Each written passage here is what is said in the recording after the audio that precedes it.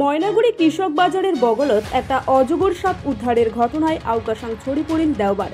আজি স্থানীয় মানসিগিলা পহিলাতে সাপটাক দেখিবার পায়। ইয়ার পর ময়নাগুড়ি রোড পরিবেশ প্রেমী সংগঠনক খবর দেয়। উমরা আসিয়া মেলাফোনের চেষ্টার পর সাপটাক উদ্ধার করেন।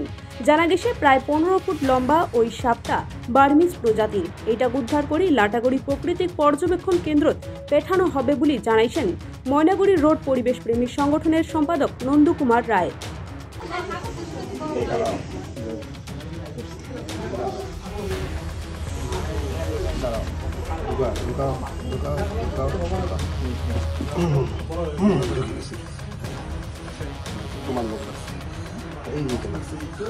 আজকে ময়নাগুড়ি কিষাণ মান্ডির কাছেই একটি অজগর সাপের খবর আসে।